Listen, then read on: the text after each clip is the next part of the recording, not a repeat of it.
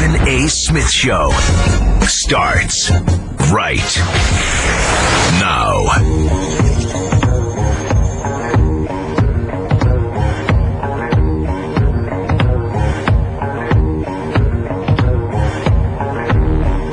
Good afternoon, everybody. Welcome to the latest edition of the Stephen A. Smith Show, coming at you as I love to do. Every weekday afternoon from 1 p.m. to 3 p.m. Eastern Standard Time over the airwaves of Sirius XM.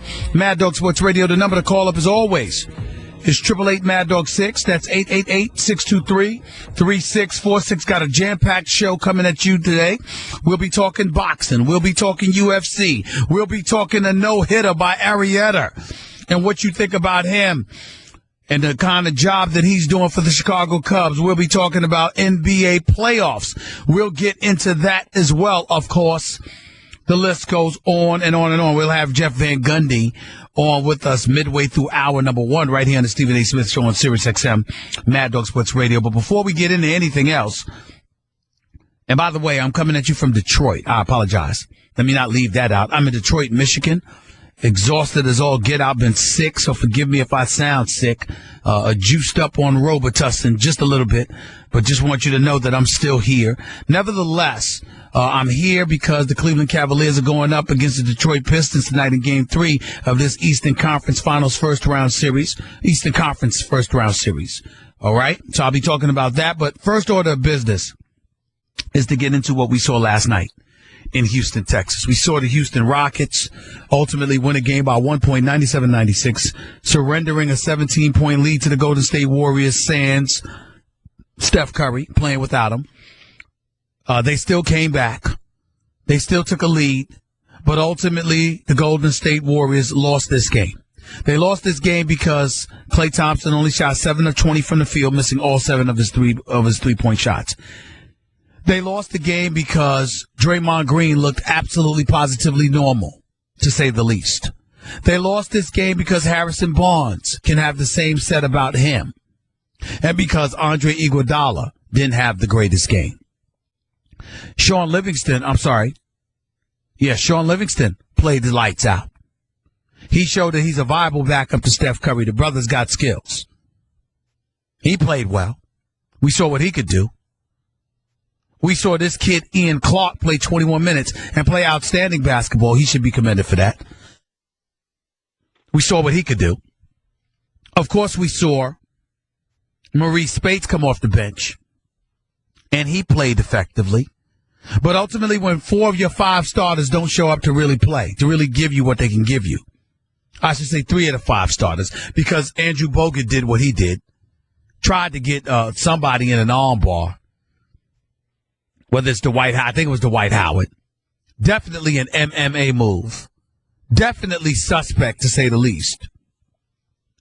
Definitely something that warranted GM Daryl Morey to tweet about it. But still not that big of a deal in the grand scheme of things. Here's the bottom line. Excuse me. Like I told you, I'm a little bit under the weather.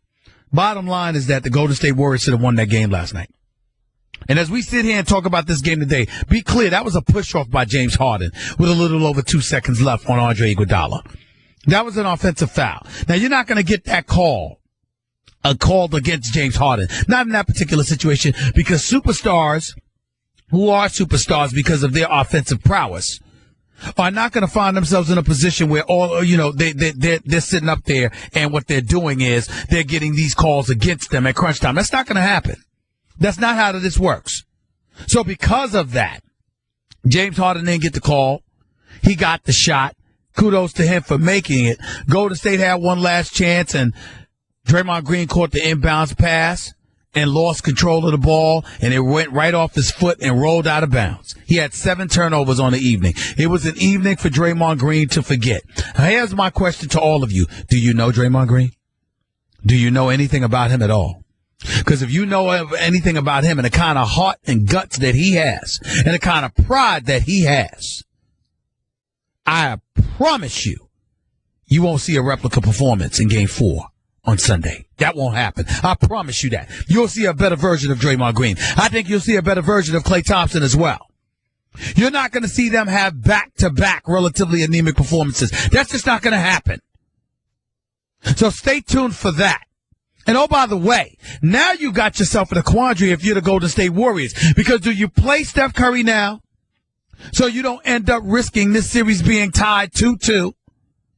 And you put yourself in a position to finish them off as quickly as possible, since the Clippers in all likelihood will be waiting for you in the next round. And we all know not only are they handling their business against the Portland Trail Blazers, but we also know how much they hate one another. I'm talking about the Clippers and the Warriors. Do you sit up there and do you play Steph Curry now and try to end this series early, meaning in 5 games now at the latest, while at the same time risking the health of Steph Curry because he's got to go against a guy like Patrick Beverley who's going to be all up in him? Do you do that? Or do you rest Curry and keep the faith in the squad that you have without Steph Curry? If you're Steve Kerr, if you're Luke Walton, if you're Warriors ownership and beyond, do you have the faith in the rest of your team that you're willing to sit Steph Curry for Game 4 this weekend so he can have additional rest on that ankle? Are you willing to do it or are you not? 888-MAD-DOG6 is always the number to call up. That's 888-623-3646. Rest Steph Curry or play him and risk potential injury because of Patrick Beverley going up against him. What do you do if you're the Golden State Warriors? Inquiring minds want to know. Another subject I wanted to get on, and I felt it important to get on this subject, is Charles Barkley. Prior to the game last night, listen to what got the Houston Rockets up in a tizzy, as at least a couple of executives would watch the pregame show on TNT. Listen to Charles Barkley and what he had to say. Take it away, Nuno. Ain't nothing worse than fake hustle. Ain't nothing worse than fake hustle. I guarantee you the Rockets going to lose this game. They came out full of energy because they've been embarrassed because everybody been killing them on TV. But I'm guaranteeing you the Rockets are going to lose this game, and they're probably going to lose the game by 10 points. Do we have sound of Charles Barkley after the game? I'm not sure. But that was Charles Barkley's guarantee before the game. As a result, it kind of annoyed the CEO of the Houston Rockets. His name is Mr. Tad Brown. And when he saw what Barkley had to say, he took the liberty to tweet this. Charles would know his entire Rockets career was fake hustle. That's according to Tad Brown, who, by the way, wasn't the CEO, if I remember correctly, at the time that Charles Barkley was a member of the Houston Rockets. Keep in mind that Charles Barkley, the last 4 years of his career or so, Charles Barkley played for the Houston Rockets. Keep that in mind, okay? Charles Barkley played for the Houston Rockets. They never went to the NBA Finals while he was there. They never won a championship while he was there. It never, ever happened. But in his 4 seasons in Houston, he averaged 17 points and 12.6 rebounds per game on 48% shooting. His career numbers, ladies and gentlemen, because it's important to remember this. I'm sorry, he averaged 16 and 12 for Houston. His career numbers are 22.1 points, 11.7 rebounds on 54.1% shooting from the field. Those are Charles Barkley's numbers. Let me say this, because it's important to know this. I am of the belief that if you are a champion, the Isaiah Thomases of the world, Michael Jordans of the world, Hakeem the Dream Olajuwons of the world, a Kenny Smith of the world, 2-time champion, Sam Cassell, the Robert Ory's, the Kobe Bryant's, the Shaquille O'Neal's, people like that. If you want to talk smack about Barkley, if you want to get at Barkley, if you want to disrespect Barkley, have at it. You are a champion, and you have accomplished things he never accomplished in a 16-year NBA career. It never happened. Okay? But let me say this to you. You had damn well better have a championship on your resume if you're going to talk about Charles Barkley. Because outside of that, shut the hell up. There's nothing for anybody to say. The round mound of rebound is an Olympic gold medalist, is a Hall of Famer, is one of the greatest 50 players in the history of the National Basketball Association. I want to repeat myself when I say this. You got something to say about Charles Barkley, and you've never won a championship as a player, shut the hell up. I don't want to hear anything from anybody who hasn't won a championship talking smack about Charles Barkley. Kobe Bryant has a right to talk about Charles Barkley if he wants to. Isaiah Thomas has a right to talk about Charles Barkley if he wants to. Certainly Michael Jordan does, since he beat Charles Barkley in the finals in 1993. Hakeem Dream Olajuwon can talk junk about Charles Barkley. Dr. J. Julius Erving, who was like a big brother to Barkley when he first came into the league along with Moses Malone. They could say something. God rest Moses Malone's soul, by the way. But they would have something to say about Charles Barkley. Mo Cheeks can talk about Charles Barkley. In today's NBA players, LeBron James can talk about Charles Barkley. Tim Duncan can talk about Charles Barkley. Dwayne Wade can talk about Charles Barkley. To a lesser degree, Chris Bosh can talk about Charles Barkley. It's a handful of dudes who are champions.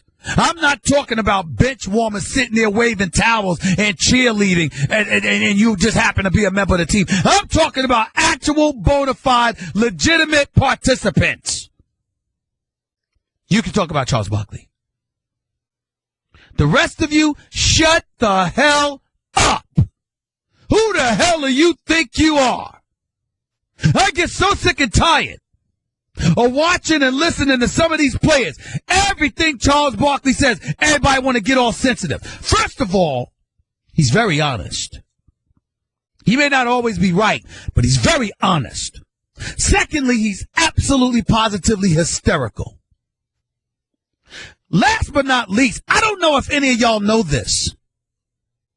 Charles Barkley is actually an incredibly good guy.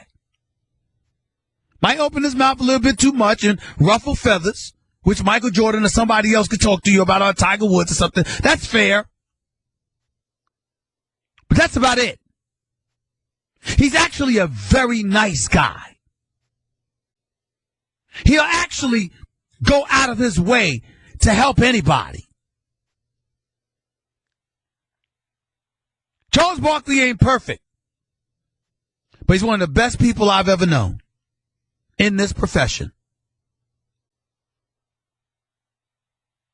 The guy is not a bad guy at all. He's a very good guy. And he's just sitting there talking about basketball, not getting personal. But if you're sticking up the joint, what the hell you want him to say? He's on national TV. He's known for being honest. What do you want him to do? Lie for you?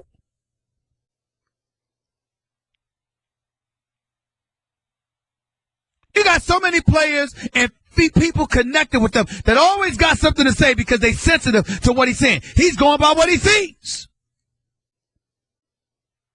And by the way, he works for another network. I work for ESPN. But I'm fair. And if people do the job, I'm going to say so. And if people do a great job, I'm going to say so. I happen to believe that TNT show is phenomenal. I don't know anybody more knowledgeable in this business about basketball than Kenny Smith. I don't know anybody funnier and more honest than Charles Barkley. And you'd be hard-pressed to find somebody with the credentials of a Shaquille O'Neal. And does it get any better than Ernie Johnson? I mean, really? Really? I work for ESPN. I ain't taking a backseat to anybody. I believe when it comes to NBA analysis, you damn right I believe I'm one of the best. I ain't apologizing for it to anybody. But I know greatness when I see it, and they're great. And by the way, you can't find better guys. Kenny Smith, Charles Barkley, Shaquille O'Neal, I've known them all personally for years. They're just straight. Kenny's far more kinder than the other two in terms of their basketball analysis, but he's great nevertheless.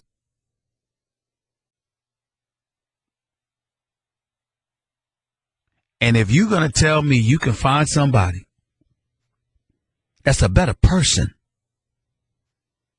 and host than Ernie Johnson, take your time. I'll wait. Take your time. Take your time.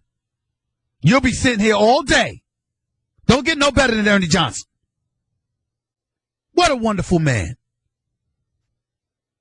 And I say all of this to say, when you have a team and you're surrounded by guys who are just great guys, you don't fit in if you ain't a great guy. You can't be a part of that equation if you're not a great guy. Charles Barkley's a great guy. Friend with him. Talking about people. Tell me what's wrong with him saying Houston's going to lose last night. You, Tad Brown, did you open your mouth when y'all were down 2-0? And oh, by the way, have you not been dysfunctional this year as a team, as an organization? Have you not underachieved? What the hell are you doing firing a coach 11 games into the season when he just took you within 2 games of an NBA Finals appearance? Charles Barkley was old. Charles Barkley was injured. I was at the game. I'm not talking about the very last game in the Houston Rockets uniform where he just came out there for a couple of plays because he didn't want to finish his career going out the way that he did a few months earlier when he had to get carried off the court in Philadelphia because of his knee injury. I was at the game. That was his last appearance in Philadelphia. I was there. Right there, a few feet away from the play. My man Al Lubkin, who works for the Philadelphia 76ers, one of the greatest guys I've ever known, as real as they get, he was damn near tears because that's how much he loves Charles Barkley. He didn't want to see him go out like that. Former equipment manager, now doing various other things in an executive and an administrative capacity. Loves Charles Barkley. As all of them do. As anybody who would know Charles Barkley pretty much would feel about him. And everybody overreacted because he said the Houston Rockets was going to lose. Hell, I might have said that. So what? After the game, what did he say? I was wrong. You're going to take personal pot shots at them? What have the Houston Rockets accomplished without Akeem Olajuwon? When have they been back to the finals? When have they won a championship? When did this happen? I'm sorry, I must have missed it. Where did the parade take place in Houston? Can somebody help me out? I don't remember that.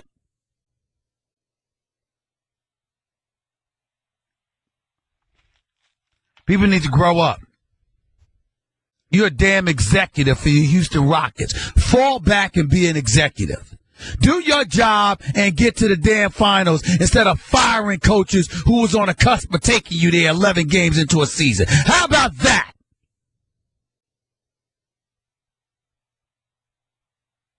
Keep your word to Dwight Howard. When you promised him you was going to give him the ball and make him the next big man. Instead of firing big man coaches or keeping them from coming around to help him elevate his game.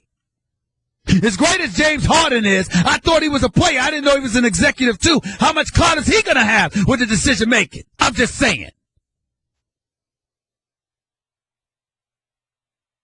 And you got the nerve to take time to talk about Charles Barkley? Look in the mirror. Look in the mirror. 888 Mad Dog 6 is always the number to call up. This 888-623-3646. Your phone calls and more up next with Stephen A. on Mad Dog. Couple of things.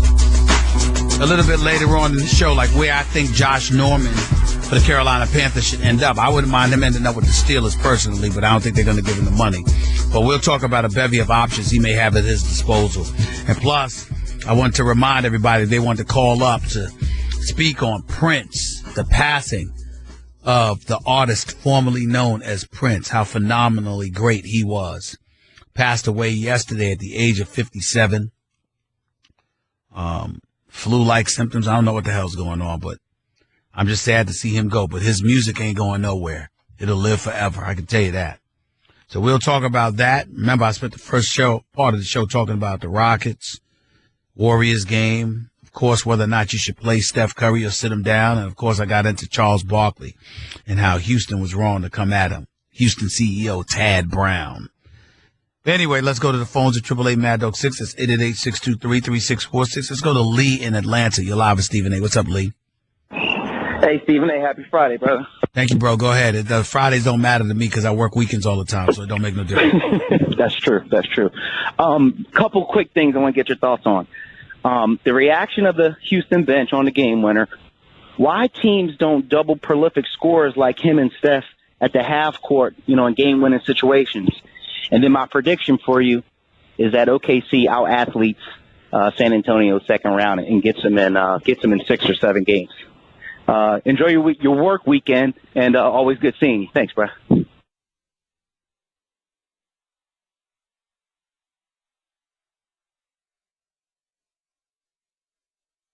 In short order, 888-MAD-DOG-6 is always the number to call up. That's 888-623-3646. My apologies for the technical difficulties at this moment in time. We'll try to get that hashed out.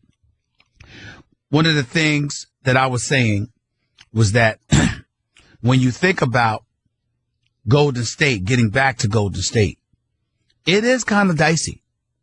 You can't definitively say, well, Steph Curry's got to play. Because this is not a normal individual when it comes to ankle injuries. There was a time when people speculated that his career was in jeopardy because his ankles were soft as tissue paper. So if that's a reality that he has to deal with, you got a problem. Because the last thing anybody needs is Steph Curry getting himself hurt. It ain't good for the Warriors. I ain't gonna lie to you. It ain't good for the NBA. We don't need that. You need to see Steph Curry in these playoffs. No question about that. Let's try the phones again. It looks like it might be working.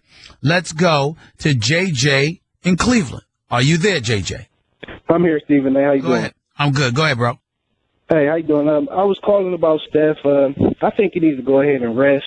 I really don't see the point in risking any further injury. Like you just highlighted, he's been hurting his ankles all of his career. He's been at risk to hurt his ankles. So now that he's actually hurt it, let's go ahead and rest him until the Rockets really show that they're going to put forth a consistent effort. Because sometimes in the game they look like they're in it, and sometimes they look like they're ready to go home. So I'm with you on sitting them. And I just wanted to highlight one more thing. Yep. I'm trying to be the most realistic Cowboy fan on your airways. I don't want to ruin your Friday. I know. I don't want to ruin your Friday. Go ahead.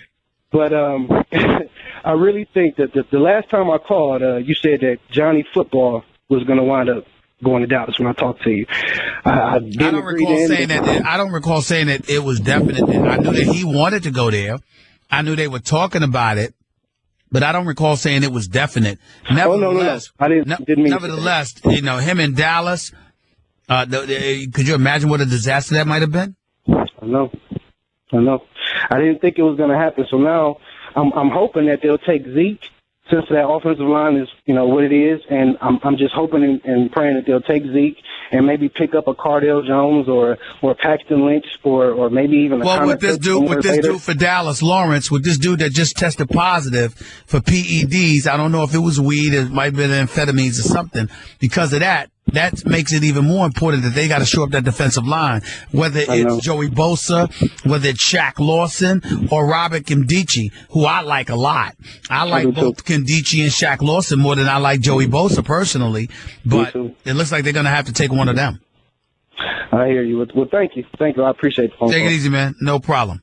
Bill in Texas, you're live with Stephen A. Amanda. What's up, Bill? Hey, Mr. Smith, I really appreciate you taking my call. No problem. Go ahead. I just wanted to say a couple of things about Prince, and the thing that really shocked me yesterday about his death was not the way he died or anything like that. I've been hearing what they're saying today, and that doesn't matter to me. What hit me the most yesterday when I heard that he passed was how old he was. I mean, to me, that's the thing that always got me about Prince is to me, I'm going to date myself there. I'm 53 years old. I mean, I went to Purple Rain when it came out in the theaters. I mean, but getting back to what really hit me was the thing about Prince is he's always fresh. He never got old. I mean, to me, he was never. You know those people at the party. You're saying, "Oh man, I'm tired of that guy." No, I'm tired. Never of that got guy. tired of him. Never got tired of him. Tired of him. He was always fresh. He was always fresh. Hey, Bill, I need you to make your second point because I got to rush on out of here because I got a guest coming up. What was your second point, buddy? Okay, real quick, I love Barkley because his golf was like mine.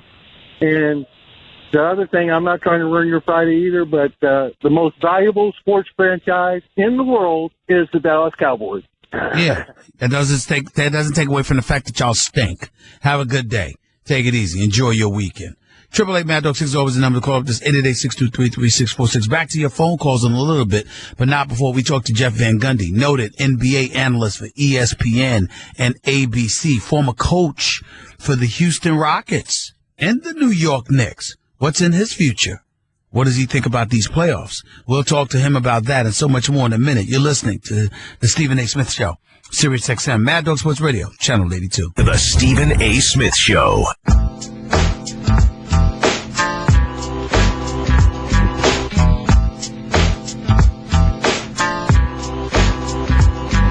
33 minutes past hour number 1 back here on the Stephen A. Smith Show, Sirius XM, Mad Dog Sports Radio.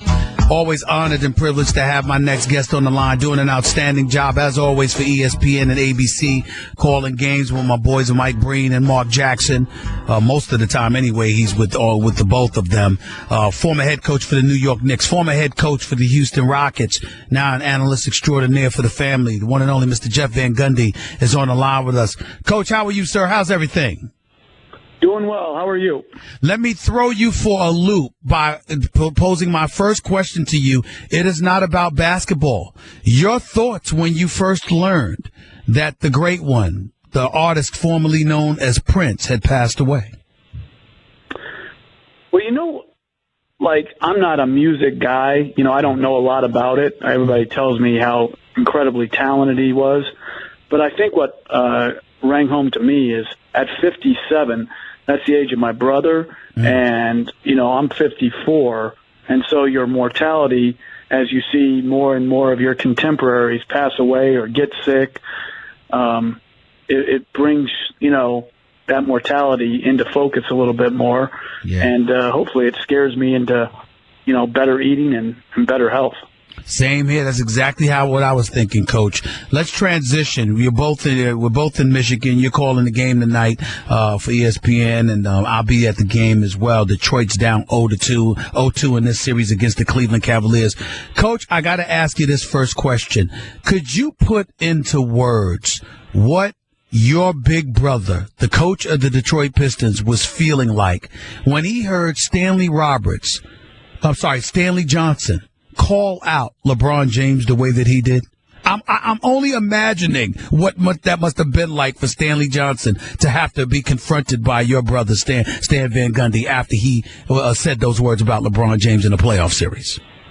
Yeah, I don't know what he said to him, but just from the outside, it's like my thinking was, what are you doing? And it's not because LeBron James needs external motivation or anything like that. Obviously, when guys get to that level, there's nothing someone could say or do that's going to take them higher than they already are. But you just sound stupid when you're talking like that. I mean, this is one of the most accomplished players in the game. To have to compete against him, I just think shows immaturity when you say stuff like that. And frankly, your own feelings are getting in the way of what's most important, which is winning. And so he has a lot to concentrate on. Game 1, I thought he did a very, very good job and was a big help, as was their whole bench. Game 2, their bench got exploited. The plus-minus numbers were overwhelming. And so I think you just have to keep your focus on your job, do your job to the best of your ability, but there's really no need for that. Yeah, they were minus 21 with Stanley Johnson on the floor during the game 2, their game 2 loss. We're talking to Jeff Van Gundy right here with Stephen A. Sirius XM, Mad Dog Sports Radio. Dissect this series for me. What has happened thus far? What is the biggest reason why Cleveland is up 2-0 in this series? they're a lot better. Overall, I think, Love in game one, complemented the greatness that you think, James and Irving are going to give you on a nightly basis. And in game two, J.R. Smith showed what a good trade it was for them with the Knicks, because he's the guy when you've got two guys like James and Irving just attacking the paint relentlessly. You need those snipers on the floor who can make multiple threes. And we've seen J.R. Smith do it every step of the way with every team. Last game, responded, shot the ball very, very well. And it's really hard to defend a team as gifted as Cleveland when they have such shooting on the floor. Coach, educate us all. I mean, we all recognize that we're at least hopeful to some degree of a rematch between the Cavaliers and the Golden State Warriors, simply because last year the Cavaliers didn't have Kyrie Irving, they didn't have Kevin Love, and some people felt like it would have been a different series if you had both of those guys, if LeBron James had both of those guys. And then this year, the organization decides to make a change, even though he's number one in the conference, number one seed. They still fired David Blatt. Put Tyronn Lue in there. The brand of basketball that you're seeing the Cleveland Cavaliers play over the last few months, over the last few weeks, even in the first two games of this series, is it a style conducive to ultimately assisting in them winning a championship in your estimation, based on what you've seen and some of the changes that they obviously wanted to incorporate? Well, I think, listen, offensively, we saw, James carry such a burden last year in the finals that I thought he responded, even though his efficiency was down, what he did playing-wise, I would put above anything else he's accomplished in a playoff series other than the first Cavaliers team he took to the finals. I thought both of those were his greatest accomplishments. Because so much was on his shoulders, and I thought he delivered very well. With Love and Irving back, obviously they're going to be better offensively. Golden State's a great defensive team. They like to switch a lot of actions. You need guys like Kyrie who can put the ball on the floor and beat bigger players off the dribble, create plays. James would have the same. Offensively, I think they're fine. Defensively, to me, is where the challenge would be for them, because every time Love's on the floor, all his offensive strengths, they're going to try to expose at the other end defensively to try to put him in as many pick and rolls as they can. Then where do they play Kyrie? Does he guard Curry, or does he slide over and they put him on like a Harrison Barnes and make LeBron James maybe guard, Steph Curry? I think defensively, the challenges for those two positions would be immense. And if they could respond, they would have a good shot at forcing, the seventh game, to me, back to Golden State. One of the things I'm sad about is the health of Chris Bosh. Obviously, that's kept him from playing, because I believe with the acquisition of Joe Johnson, if the Miami Heat had Chris Bosh available, combined with everything else they have in place with the ascension of Richardson and Winslow, Whiteside as well, D-Wade looking younger and more energized, I think Miami would have a legitimate shot to beat Cleveland. Unfortunately, that's not the case, and I don't see anybody standing in Cleveland's way in the Eastern Conference. What do you see? I don't ultimately see anybody beating them. I do think someone will challenge them along the way. Again, I don't, this series, I think they're, just too good and too deep to be challenged necessarily. But I think the next round, whoever comes out of the Boston-Atlanta, I think would put up a pretty good fight. Obviously, Avery Bradley's injury, if Boston was to advance, would hurt. But I think Atlanta, even though they got swept last year, would put up a good fight. And I do think in the Eastern Conference Finals, whether it's Toronto most likely or Miami, I think both teams would put a challenge. But ultimately, I agree with you, Stephen, that Cleveland's going to have an easier path to the finals in the East than Golden State will have in the West. Let's go out to the Western Conference, Jeff Van Gundy. I look at the Oklahoma City Thunder, and I know we talk so much about the San Antonio Spurs because obviously they're an elite team, their chemistry, their cohesiveness, their exceptional coaching, just the system that they have in place, the culture that they have in place. They are who they are. But what boggles my mind is that I think about Oklahoma City, and I think from a talent perspective, no one matches up better against Golden State than them. Yet somehow, some way, Golden State seems so much better than them. Why is that? Well, I think, listen, I love Oklahoma City's team, and I think all the top 4 teams in the Western Conference are really championship caliber. I do. Oklahoma City, to me, defensively, they're not on the level of San Antonio or Golden State. If they're to beat either one of those teams in a series, they're going to have to raise their game at that end. And then offensively, they just play different. It's and no less effective necessarily. It's not as many passes in a possession a lot of times. It is taking advantage of the unique, otherworldly offensive talents of Westbrook and Durant. And sometimes they have some very limited shooting on the floor with those guys. To start the game, it's Robertson. Steven Adams is not, obviously a perimeter shooter. And Ibaka, to me, even though he made a couple threes last night, is much better served in the 17-foot range. So the spacing's not the same. Then you come off the bench, it's the same thing. The lane is just a little bit more congested. The passing abilities are much different team-wide with those guys. They don't have the bigs who are these great passing bigs like San Antonio and like Golden State. When you have passing bigs, Green, Bogut, such great passers, you have a chance to really run fluid offense. Same with the San Antonio. Duncan, Diaw, Aldridge has improved in that area. Oklahoma City, they don't have that same feel in their bigs for passing the ball. Jeff Van Gundy right here with Stephen A. Sirius XM Mad Dog Sports Radio. Just a few more questions before I let you go, Coach. Steph Curry, so much speculation about when he's going to play, whether or not Golden State should risk him playing because his ankles, obviously he had issues with that right ankle in the past. What are your thoughts about what, if anything, they should do moving forward as it pertains to the situation involving Steph Curry? As a coach, where does that leave you? What do you do? Well, I think this is where you rely on your doctors and your trainers and the player himself. If the doctors, after all their tests, and the trainers, after all their tests, feel that it's not right for him to play, you move on and you don't play him.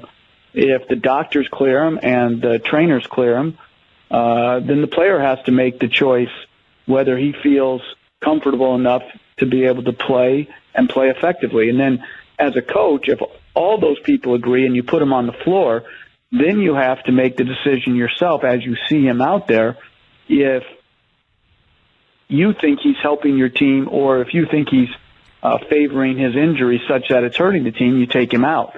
So there's a lot that goes into it, but I think as a coach you're better served to leave the initial decisions up to doctors, trainers, and the players themselves, make sure they all clear him, and then you come in on the backside.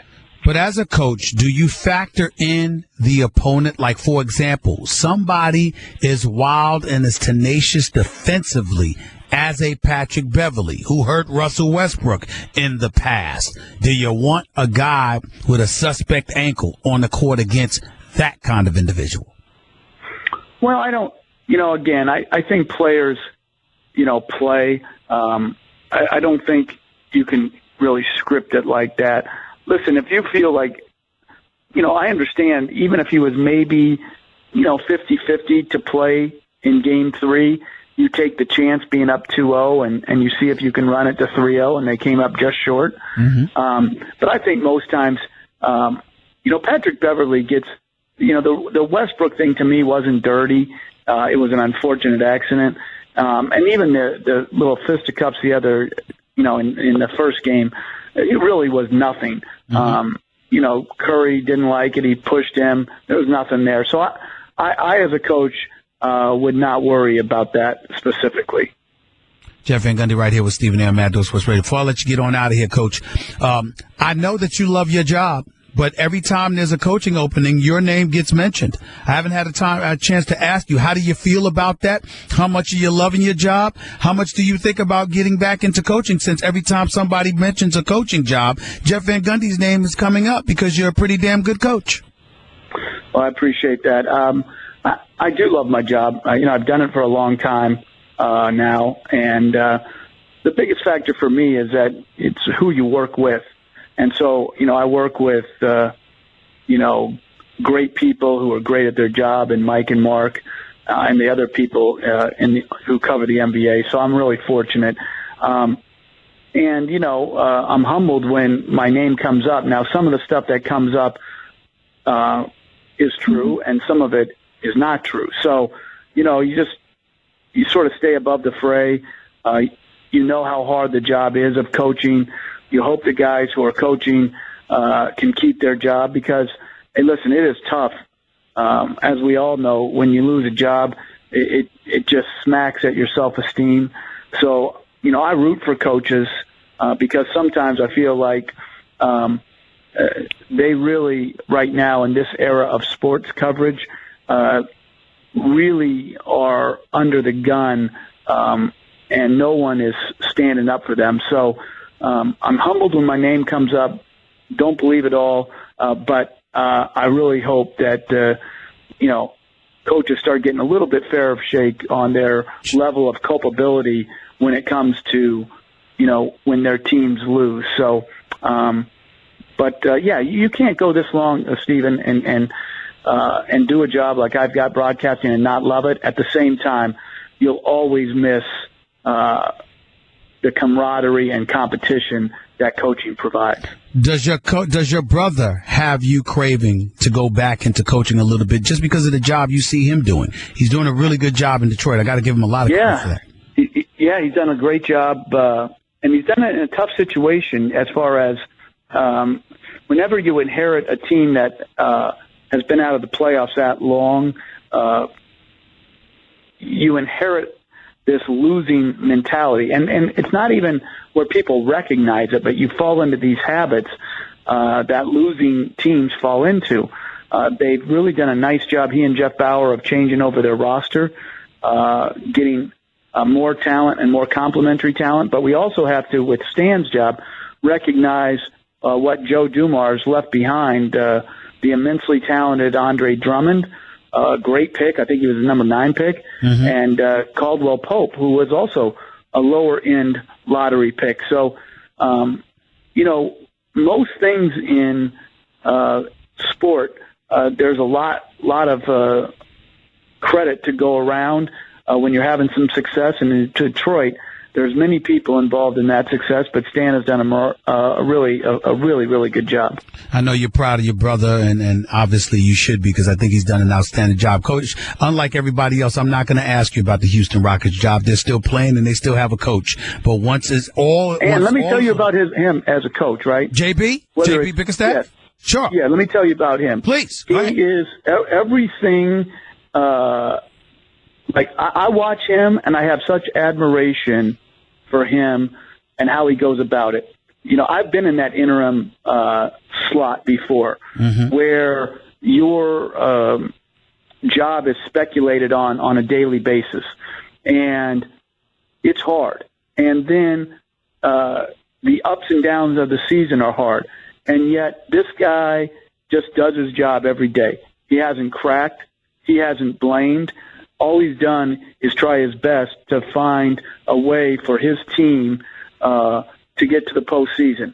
They did that, winning the last 3 games, and last night they found a way in a tough, hard-fought game to pull it out. He is a class person who I think, I don't read all the things that are written about him, but the stuff I've read, I think people are underselling what a good basketball coach he is. Well, I definitely agree with you there, and he deserves a lot of credit. The flip side to that, however, is because of your qualities as a coach and the fact that you used to coach the franchise and the fact that, that's still an area that you're very, very familiar with in Houston. People are going to inevitably bring up your name if in the event the Houston Rockets decide to move in a different direction, Coach. Well, I mean, that may be true, but I think, when you're in a playoff series like the Rockets are in, that, again, I'm not in charge, obviously, but I would say that, the media owes him to acknowledge that this guy has done a tough job extremely well. And, I think his dad, we talk about me being proud of my brother, and I am. His dad and his family must be so proud of how he's coached the team and how he's comported himself. Because when I look at him, I've seen someone who's so professional through the ups and downs. And when he needs to be relentlessly honest with his team, and even publicly so, he's done it. But he's also been very, very supportive. Mm-hmm. And that's not an easy group to coach, looking from the outside in. It looks like it's a challenge. And so I admire him. I admire all the things that he stood for since he's taken over. Coach, I deeply appreciate your time. Thank you for staying with me for this long, man. And I'll see you tonight at the game, buddy. Thank you so much. See you, Take Steven. it easy. The one and only Jeff Van Gundy right here with Stephen A. Sirius XM, Mad Dog Sports Radio. 888 Mad Dog 6 is always the number to call up. That's 888-623-3646. Understand and appreciate the classy perspective that he just provided. Because every time you hear about a potential job opening, particularly if it's in Houston, you're going to hear Jeff Van Gundy's name. But he takes time out to compliment J.B. Bickerstaff on the job that he has done this year and how he's deserving of far more respect than he has received. That's why people who know Jeff Van Gundy respect him and love him for the job that he does and the person that he is. Appreciate him as well. Hour number 2 up next on the Stephen A. Smith Show, Sirius XM Mad Dog Sports Radio. NFL and NBA. More of that talk coming up.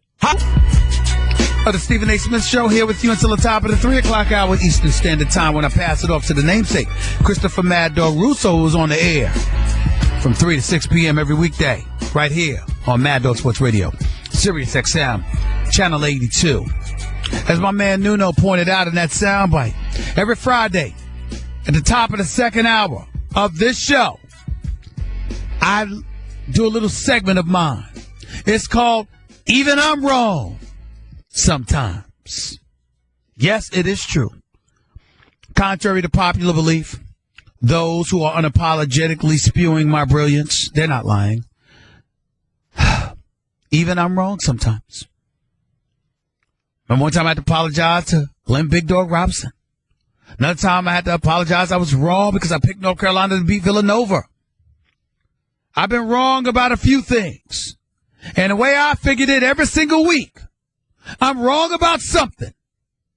So it's important to take a moment to pause, step back, and recognize my own humanity and acknowledge to you, my listening public, the world over. I'm heard all over the place.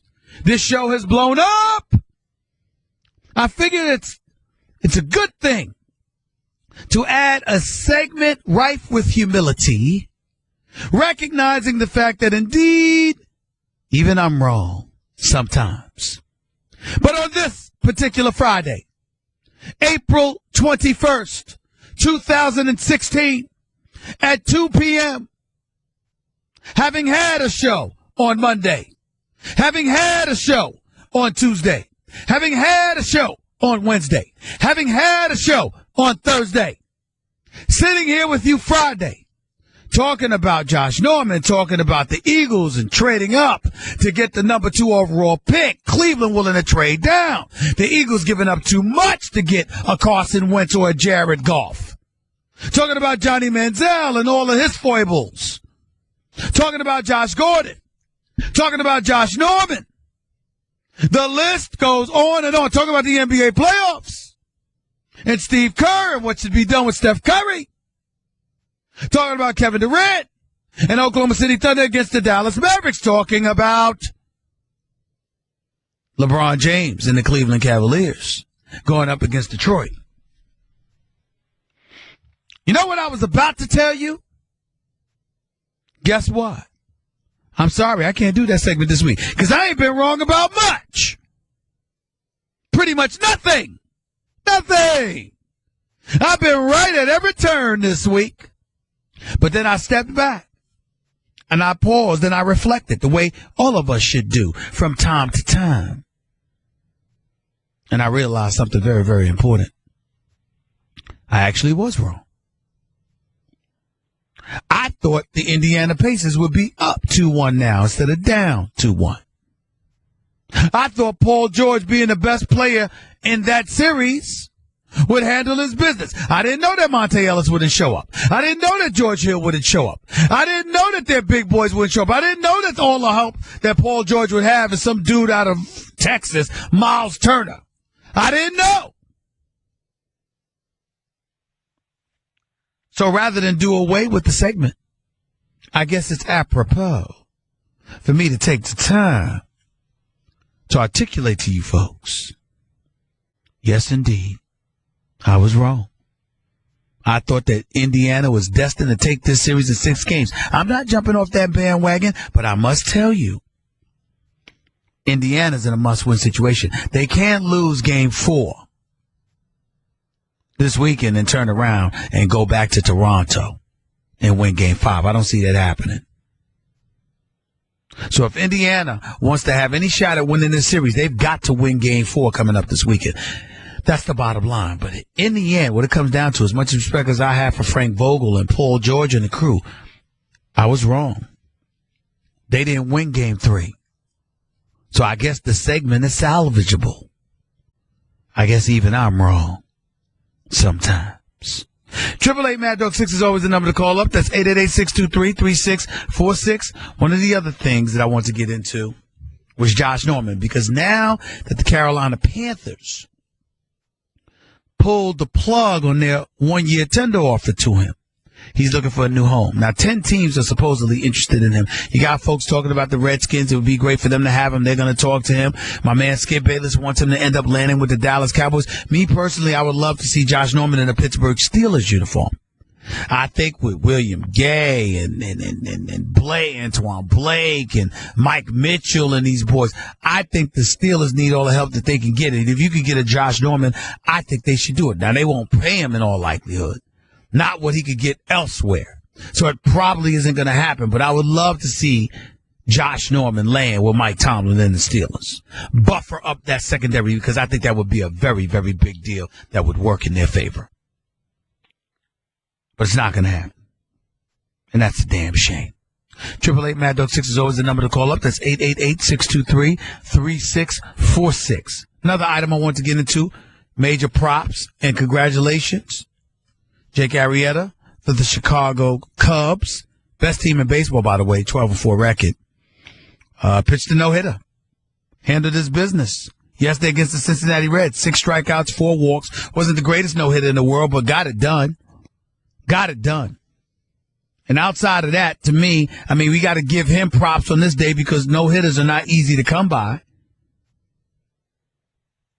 But I tell you what the biggest story going on in baseball is right now. It's the resurgence of Bryce Harper. Man, have you seen this, brother? Bat about 321. Slugging percentage over 400. Are you watching what this kid is doing? How old is he? 22 years old? Is that what it is? I mean, 23. This brother's on another level. I mean, we've been talking about Mike Trout, but I got to tell you something. Have you watched Bryce Harper? I mean, right now, if Papelbon was around to do something and he thought about putting his hands on this kid the way he did last year, they should jump him. You understand what I'm saying to you? You can't have anybody messing with this star. I mean, talk about the golden goose. This brother right here Bryce Harper is special. I don't know any other way to put it. Got about 8 home runs already. Dude is special. I'm just telling y'all, keep a lookout. Keep a lookout. Can't dismiss this stuff. These boys don't come, this is a once in a generation player. 23 years of age, just turns 24 October 16th. He's a Libra like myself. Right now, Bryce Harper is batting .321, 8 home runs, 22 RBIs. An on-base percentage of .406. A slugging percentage of .849. An on-base plus slugging percentage of 1.255. I mean, are you listening? Last year he hit 42 home runs, had 99 RBIs, batted .330. His brother's special. I'm just saying, just in case you didn't know. I mean, this dude right here is somebody that needs to be watched out for. Another item I wanted to get to was Conor McGregor in the UFC. Yesterday I read his letter to you. And I was still of the mindset that Dana White is right. You can't have different rules for everybody. You got to have the same rules. You got to be hard on fast and fast on something. You're dealing with a sport rife with alpha males. They can fight. They can kick tail. They can beat people up. Don't have to get arrested for it. They can be flat out absolute studs. This is who they are. This is who they are. And so when I look at it from that perspective, I got to tell you, as much as I agree with Dana White, president for the UFC, when I read that letter from Conor McGregor, it hit me on a personal level. I just said to myself, damn, it's a very violent sport. He did lose. It's a lot for him to stomach. He doesn't want to find himself in a position where, he's not doing everything he can to avenge that loss. Promotional obligations. Can you give him a stiff fine? If guys in the NFL don't show up to the Super Bowl, they get fined stiffly. They wouldn't be prohibited from playing. But Dana White's like, nah, I'm not budging. And the more you listen to him, the more empathetic you are to Dana's position. Because of what Dana is saying is this. Look, I understand he's been through a lot. I get that. But it comes with the territory, and you have to show up to promote your own fights. And if you don't do that and I let him slide on that, then what's the next person? What's the next fighter going to do? And one of the things that I heard from a source that Dana's pretty ticked off about is this. All Conor McGregor had to do was work with Dana behind the scenes. Once he made it public by coming out with such defiance, you elevated Dana White's level of him being as resolute as he is. You elevated his level of resolution. He ain't having it. And that's where your problem lies if you're Conor McGregor. So if you had just picked up the phone and spoke privately from Iceland, who knows what would have happened? And what does this remind me of? I'll tell you what it reminds me of. Deflategate. You remember that?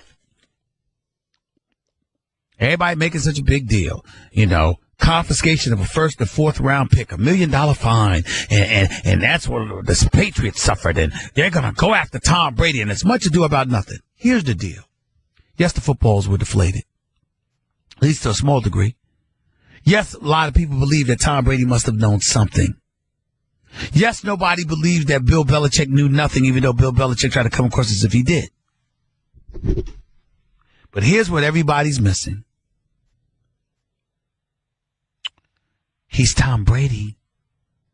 Why would the league go after Tom Brady this way? You know why? Because Tom Brady wasn't completely cooperative during the investigation, and Tom Brady could have simply picked up the phone, asked Roger Goodell out to dinner. Bring your wife. I'll bring Giselle. And y'all could have rapped that way. Tom Brady didn't do that. Tom Brady wanted to flex his muscle and wanted to do things his way. And as a result, the NFL hasn't dropped it. And as a result, it's still possible that the NFL could end up being successful in their bid to suspend Tom Brady for those 4 games. All because you didn't pick up the phone and try to work with him. See, those with the gold get to make the rules. And people don't understand that. If you have the power and the money, you get to make the rules. When you broke with your hand out looking for somebody else's check, you don't get to make rules. You get to follow them. We don't say that enough. Perhaps we should start.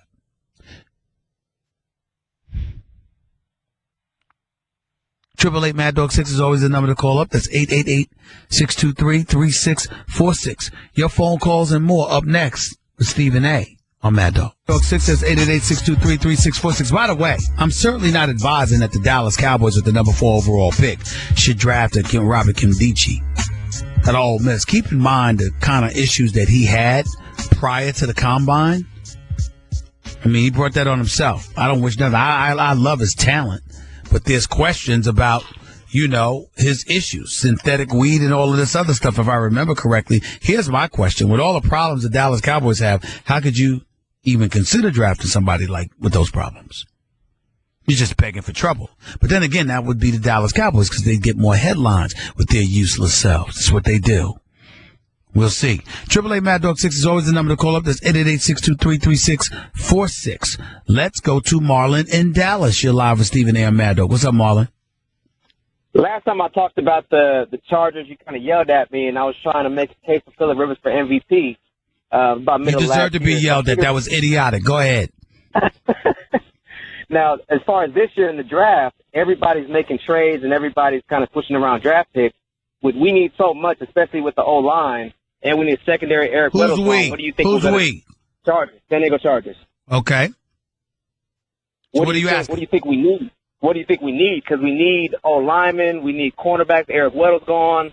There's so much that we need. Do you see us actually trading picks like everybody else to try to look more long-term? Or do you see us staying where we're at? In all honesty, I haven't paid much attention to the Chargers. I mean, I think you are what you are. Me personally, I think you should have gone in a different direction than McCoy as your coach. I'm looking at a Phillip Rivers, who I think is really good, but still beyond his prime. I think you can improve your running game. I definitely think you can improve in various levels on the defense. You either got to go the defensive line route or you got to go past somebody in your secondary.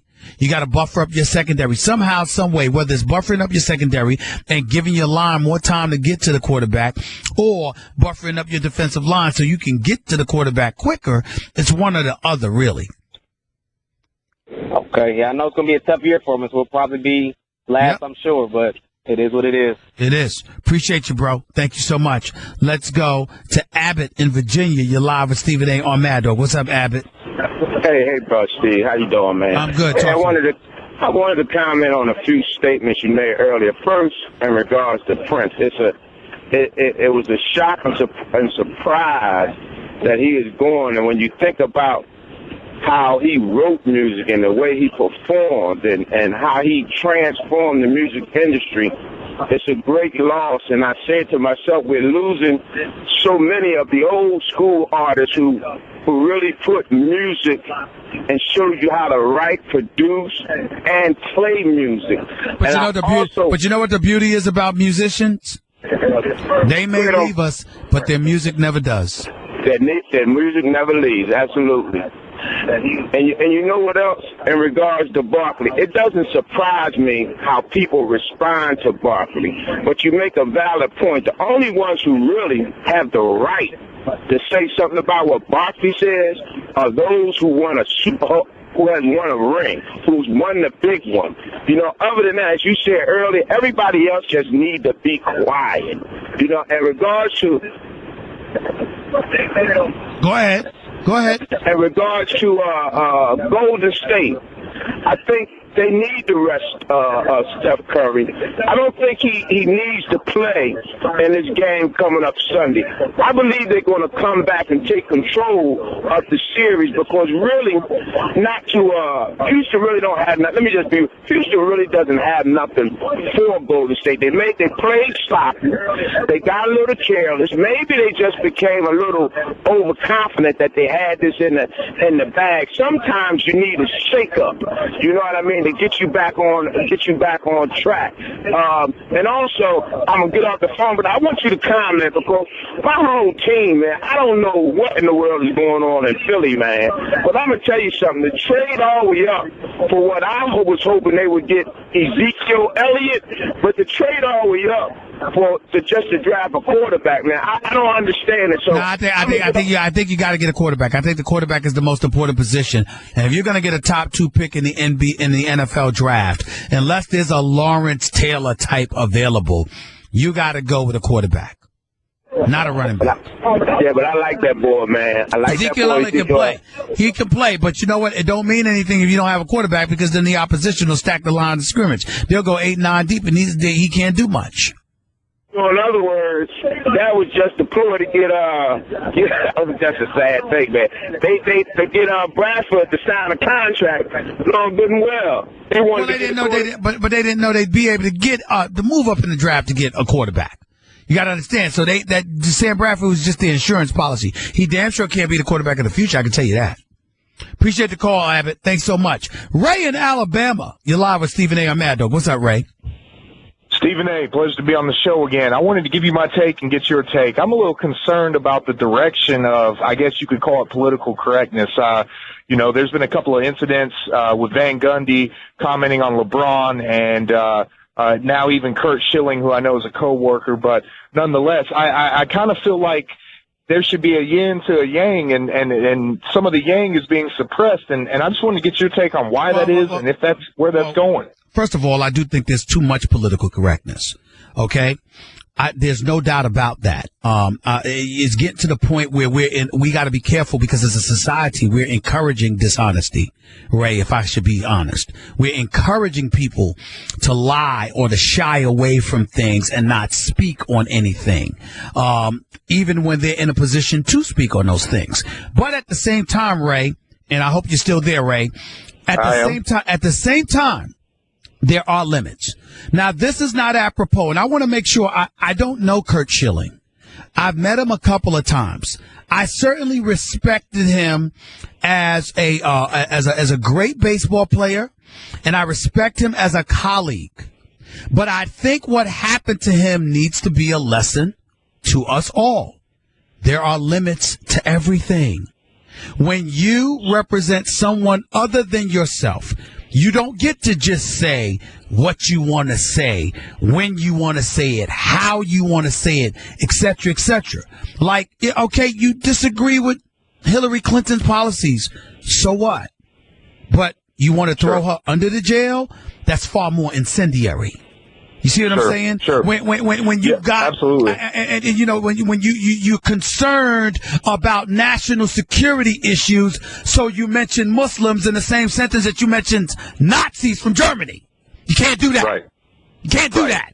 So what I'm saying is there's political correctness is something that is hurting us to some degree, but that's not applicable to the kind of stuff that he was saying, because there's one thing to guard against political correctness, but there's another thing to be so inflammatory that you come across as so biased, but you want your name or you have no problem with your name being attached to other people. I work on Sirius XM. This is Sirius XM, man. Ray, this is Sirius XM. You could basically say what the hell you want. You do understand that, right? Mm-hmm. I do. You can't. Hold on. Wait a minute. I'm bringing that up to make this point, Ray. You can't sit up there and and bring up Nazis in a complimentary fashion. You can't do that. I'm not saying that's what Curt Schilling did. Please don't get me wrong. I'm just using it as an example. Even on Sirius XM, there are limits, and we all have to abide by those limits, because if you don't have that, you have chaos and anarchy.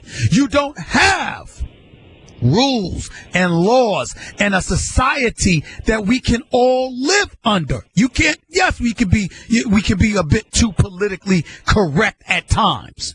But first of all, there's no reason to be complimentary about Nazis at all. First of all, let's be clear about that.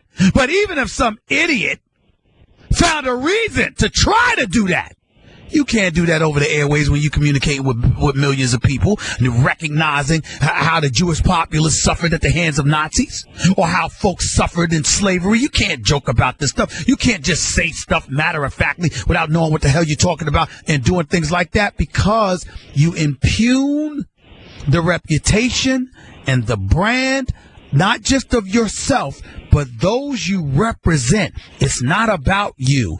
It's about everybody else too. And nothing but God, God bless Kurt Schilling, and I wish him nothing but the best.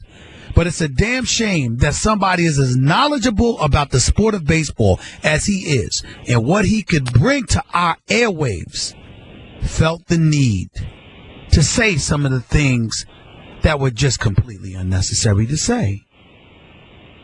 Yeah, I agree. And, obviously you have to be mindful of your position and where you, Schilling being, representation of ESPN. So I think that also you have to take that into consideration, but especially the Van Gundy situation. He called out the refs and given LeBron preferential treatment, and I didn't see anything wrong with that. I'm not a fan of either team, and I think that enhances the playoffs. Yeah, I like that. But you also have to understand, wait a minute, but you also have to understand that the NBA as a brand has a right to have a problem with that because of the whole Tim Donaghy situation and sure. Referees and fixing. They've got to be guarded in every facet. And what you can't have is people under your stewardship, under your umbrella, going after officials in such a flagrant fashion where you're bringing into question their professional integrity and objectivity. Because when you do that so blatantly, you endanger the sport of being compromised, and the league itself, even though it's a relatively innocuous situation, it does happen. You have to make sure you're addressing it just to remind them it is not something that's going to be tolerated. We all have to go under rules and regulations. My man Ray, before I let you go, I was pretty ticked off the other day because I usually don't pay attention to a whole bunch of stuff. But I'm sitting here joking about Jim Buss and the horrific job that he does for the Los Angeles Lakers, okay? He's pathetic. And so Skip and I are talking on First Take, and he said something about I'm throwing Jim Buss under the bus. I said, I wish the bus fell on him, like pun intended, because his last name was Buss, okay? All right. So this dude, Bob Raceman for the New York Daily News, all right, a former colleague of mine in the early 90s, no less, literally writes in his Sunday column that I gave the man a death wish. Now, that is just so ridiculous. I mean, are you out to, I would never do something like that. But guess what? Sure. Rather than sit up there and get livid about what Bob Raceman said, as idiotic as it was for him to say that, you know what I thought about? I put myself in that position. Because if I wasn't joking around, and I didn't use it as pun intended, he wouldn't have had the ammunition to do it. So even though I don't like what he said, and it was flagrantly inaccurate and incendiary and totally unnecessary, especially when he knows me well enough to know better, the flip, not that he knows me that well, but we worked again at the same newspaper. The flip side to it is that, unlike him, I'm willing to accept accountability for my actions. Maybe that's what I should have done at the top of the hour with even I'm wrong sometimes. I should have never joked, the pun intended, about the bus falling on Buss. Then he wouldn't have been able to write that. We gotta accept accountability for the things that we do wrong and correct them. Some of us don't want to, Ray, and that's why they gotta go. Anybody can make a mistake, but when you don't want to correct it, you gotta go. Yeah. Gotta go. Yeah. Well, thank you for everything you do. Love the show. Thanks for the candor. Keep it up. Thank you, buddy. Appreciate it. 888-MAD-6 is always the number to call up. That's 888-623-3646. You're listening to the Stephen A. Smith Show. Sirius XM, Mad Dog Sports Radio, Channel 82. It's past hour number 2 back here in the Stephen A. Smith Show, Sirius XM, Mad Dog Sports Radio. Let's get back to the phones, talking about Conor McGregor and the UFC, talking about the NBA playoffs, talking about Josh Norman and how Carolina needs to put that 1-year tender offer back on the table for Josh Norman, or Josh Norman needs to get to another team that's going to pay him at least $10 million a year. Probably ain't going to get $15 million a year, bro. But $10 to $12 million, you got a chance. 888 Mad Dog 6 is always the number to call up. That's 888-623-3646. By the way, that tweet that folks saw from Patrick Peterson for the Arizona Cardinals about Josh Norman and how Josh Norman, you got to know your worth, et cetera, et cetera. Patrick Peterson for the Arizona Cardinals never sent that tweet. I spoke to him personally. He never did it. It was an accident on the part of somebody that was handling his account. He did not do that. He wouldn't do that.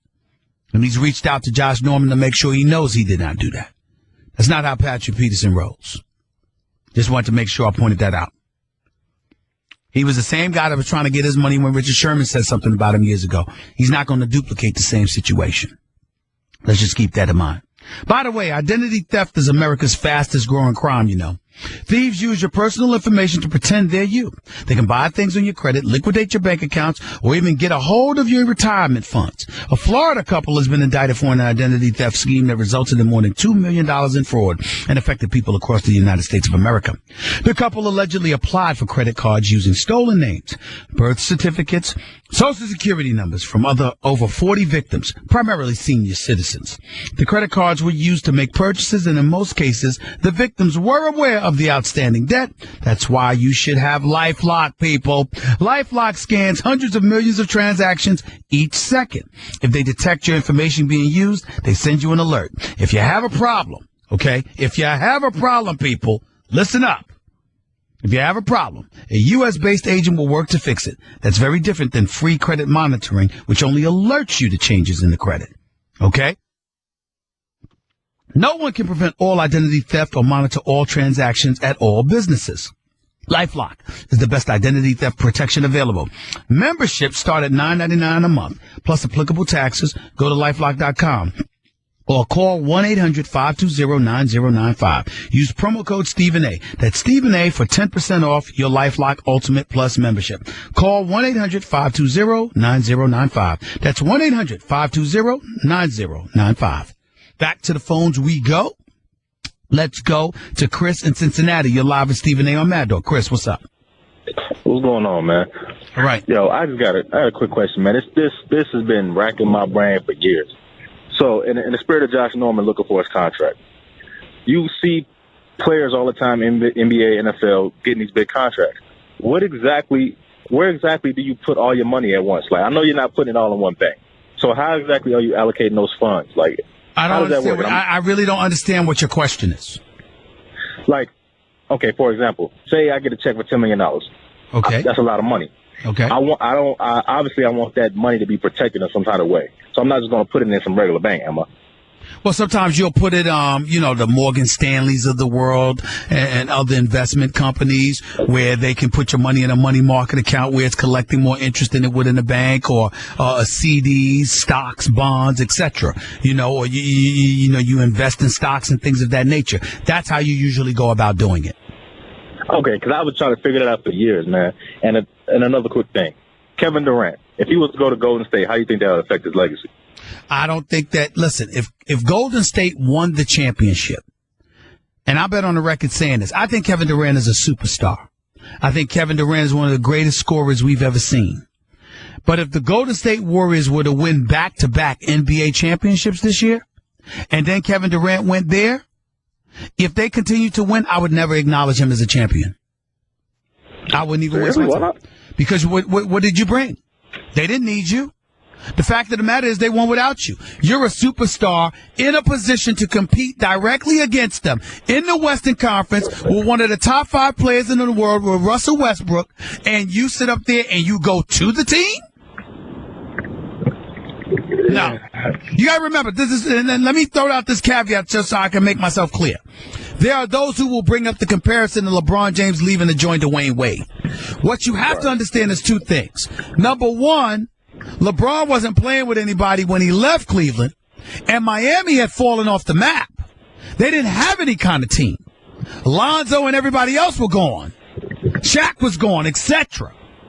So my point to you is that because They didn't have a team. You going there and resurrecting the franchise is entirely different. But if Miami had been two-time champions without LeBron James, and then LeBron James joined a two-time champion and they kept winning, I wouldn't have acknowledged LeBron as a champion. What did you bring? They accomplished it without you. What they need you for? Yeah. You understand? You got a point. Yeah, you got a point with that one. I didn't even look at it like that. All right, bro. Take it easy, my man. Let's go to Frank in Arizona. You're live with Stephen A. What's up, Frank? Hey, Stephen A., man. How are you? I'm doing great. Look, I got you on something, man. I got you. You were wrong about something else this week. Please. You were wrong about Prince. How was I wrong about Prince? Prince is not dead. Goodbye, man. Let's go to JD in North Carolina. You're live with Stephen A. on Mad Dog. What's going on, JD? Stephen A., glad to talk to you. Two quick issues real quick. Josh Norman, he needs to think about the team of North Carolina and how they groomed him for success, and he only performed at a high level when it was contract year. He didn't do all his performance at the other 3 years, so he shouldn't be looking to be the highest paid cornerback in the whole league. Yeah, I understand that, but do you justify? You got to remember something. JD, when you go into a negotiation, right? What's your objective?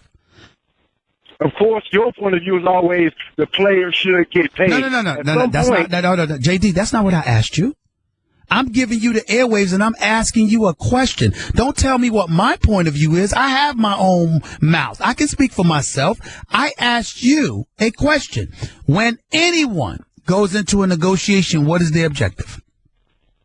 Themselves, or the best interest of themselves? No, what I'm saying is they're trying to get as much money as they possibly can get, right?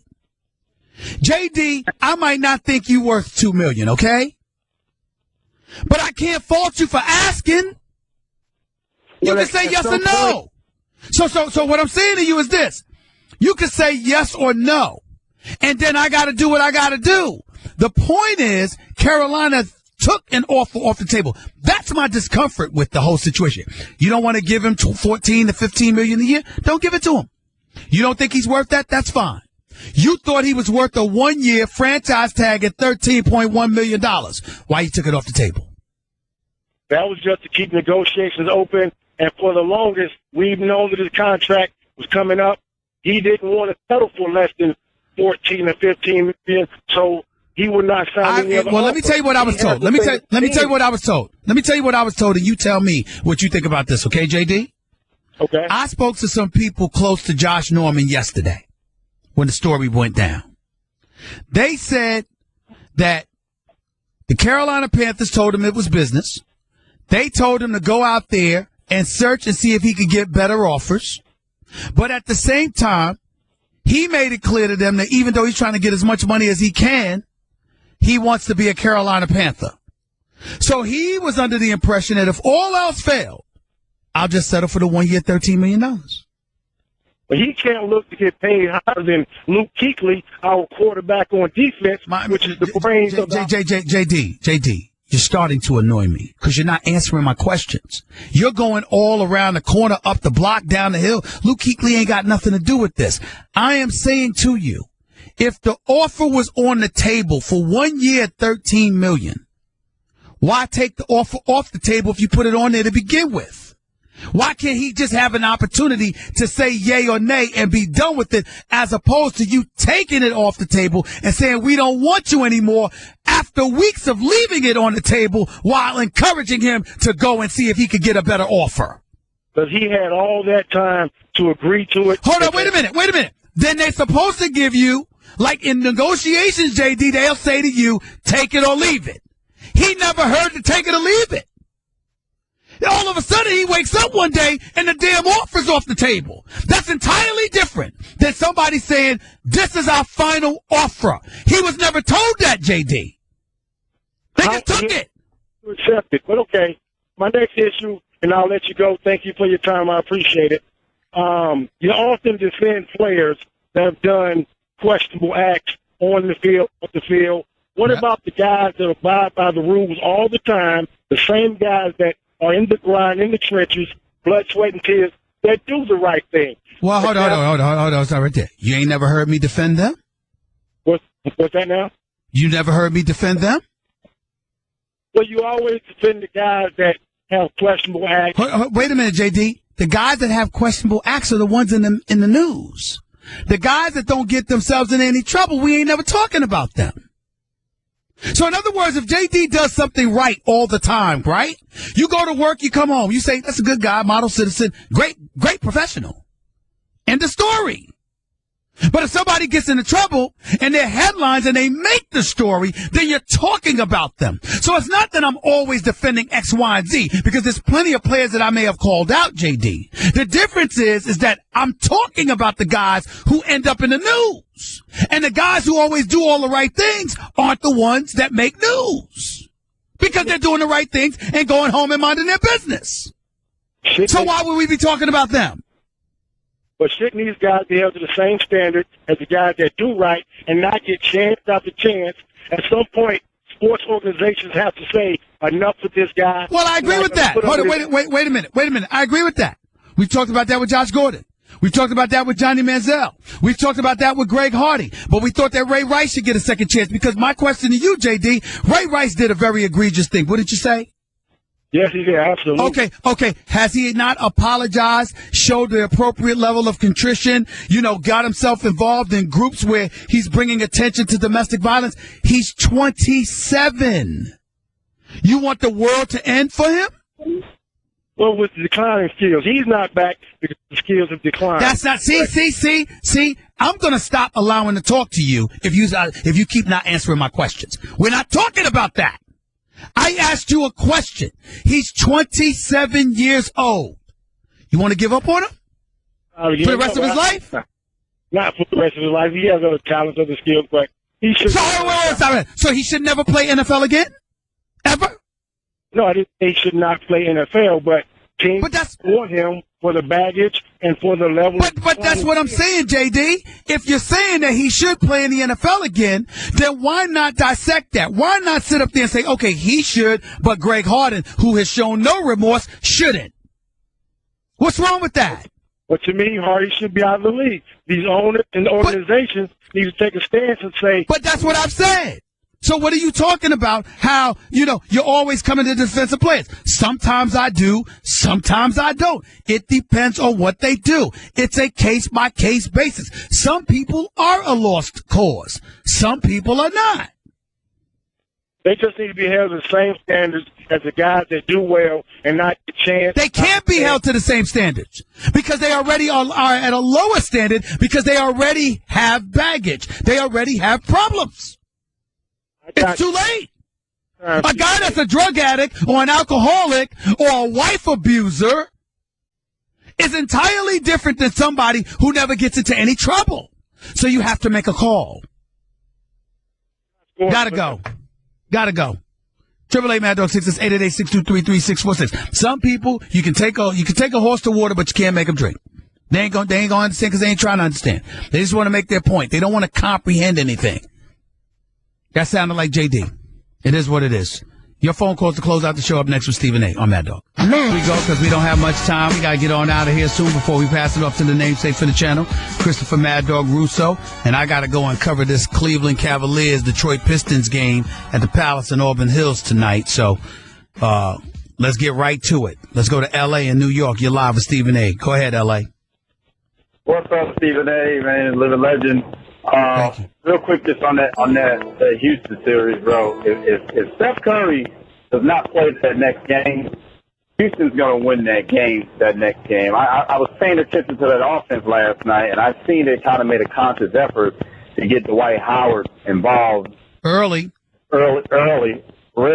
And if they continue to do that, and Curry's not back, the floor spacing for Golden State is going to just be stagnant, and it forces Klay to do a little bit more than what he likes.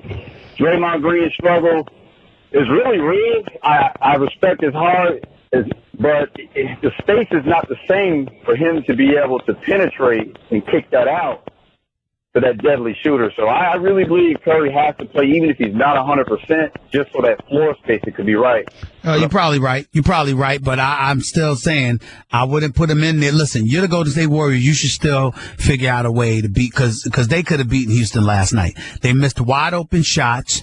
They turned the ball over at an opportune time. Draymond Green had 7 turnovers all by himself. Klay Thompson was missing threes that I hadn't seen him miss all year long. They should have won that game last night.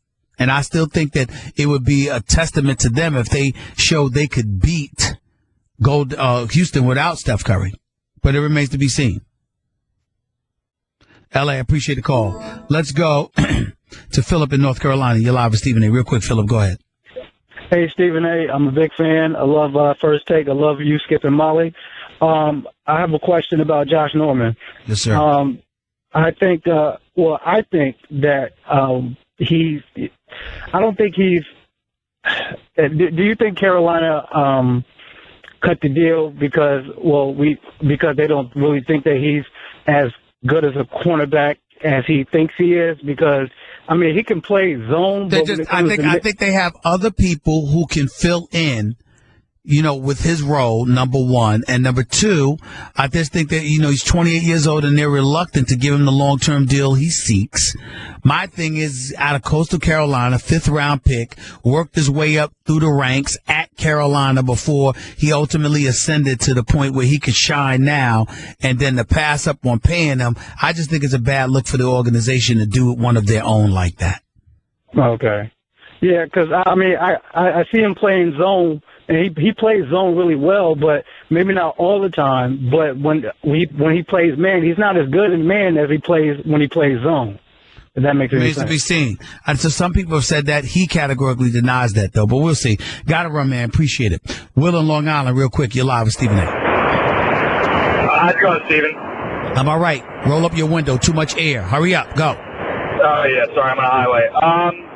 So I just wanted to talk about Johnny Manziel getting cut by his agent this week. I'm really not as disappointed about that as I am about Josh Gordon, because Johnny Manziel is going to be all right in the end. Apparently he comes from money. But we saw what Josh Gordon could do with 1,600 yards in 14 games, and now he's just been nothing since. I think you're right. I don't have anything to add to that, Will. Josh Gordon has a hell of a lot more to worry about than Johnny Manziel in terms of what his life's going to be like without football. Johnny Manziel just needs to stop drinking and partying, or Lord knows what else he's doing. But Josh Gordon has a lot to worry about. Eric in Atlanta, you're live with Stephen A. Real quick, Eric, go. Yeah, Stephen. Earl Monroe was a superstar and a scorer, not as good as Durant, but real good. Went to the Knicks. Knicks won a championship in '69. Went to, I think, Game 7 in '70. He showed himself to be a champion going to a championship team. I think Clyde Drexler may have done that as well. Rodman goes to the Bulls after they win 3 championships. So I think... No, Rodman went to the Bulls after the Bulls lost in the Eastern Conference semifinal to the Orlando Magic. And Earl of Pearl Monroe, this is in 1969, where the level of parity wasn't the same as it is now. You didn't even have as many teams, sir. That's a bad comparison. Well, I think that in the NBA, it's not the individual ability; it's how you guys mesh as a team. And I'm not saying that Durant gets a lot of credit if he goes to Steph Curry and that. But, well, we can talk about this another time because I'm running out of time. But I got to tell you something. I want you to call back next week to talk about that because I categorically and emphatically disagree with you. If Kevin Durant went to a 2-time champion, I just don't respect that.